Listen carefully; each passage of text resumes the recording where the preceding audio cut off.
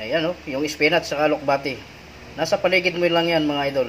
So mga idol, mga kalakay, mga kapwa ko content creator, at saan man panig ng mundo na naabot ng aking video.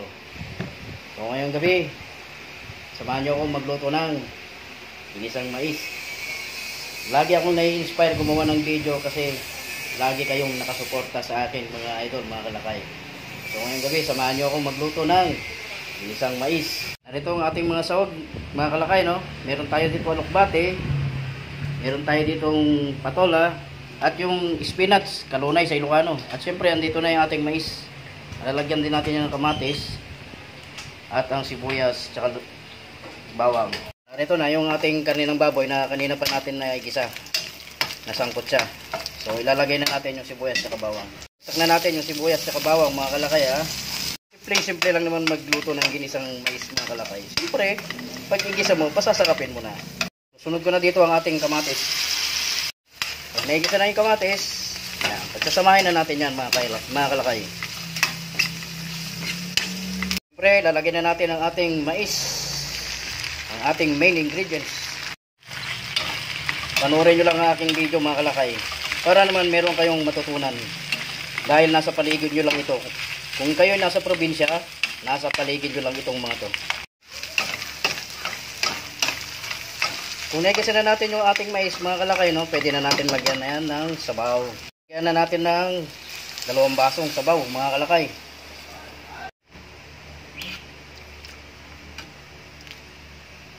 Takpan muna natin yan, mga idol, mga kalakay, pakuluin natin.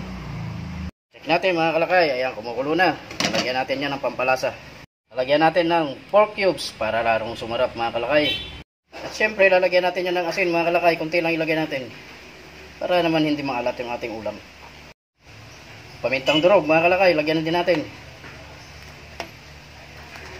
At ano ba nagpapalasa sa ating lutuin? Hindi ba ang magic? Kunti lang yan. Lalagdag ko na dito, mga kalakay, yung ating patola. Kasabay na natin yan. Takpan muna natin saglit. Mga 3 minutes. Nakaraan ng 3 minuto, mga kalakay, no? Lalaglag ko tong ating spinach, kalunay sa Ilocano. Itong spinach na to, yan paborito na yung mga Ilocano. Takpan muna natin yan. Pakuluin ulit natin ng 2 minutes. So after 3 minutes, ayan, haluan din yan natin ng alokbati, mga kalakay, para larong sumarap. Maraming gulay. Takpan ulit natin. Check natin after 2 minutes.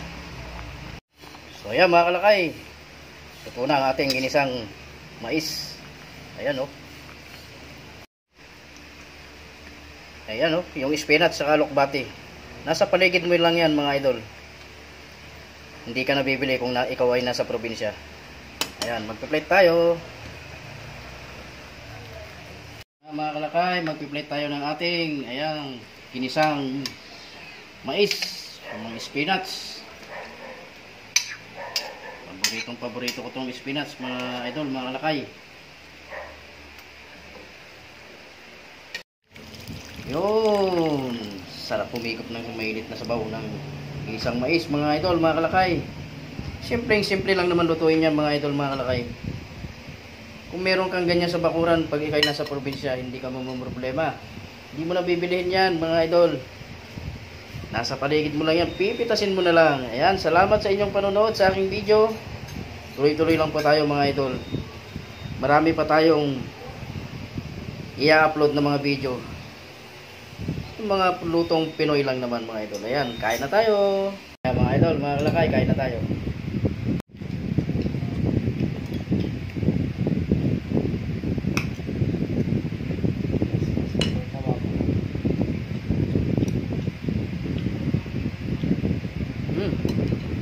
Ayan, mga idol, mga kalakay, maraming salamat sa inyong mga suporta sa aking video. Patuloy lang po tayo sumuporta. Laban lang ng laban, walang susuko. Ayan, mabuhay po tayong lahat.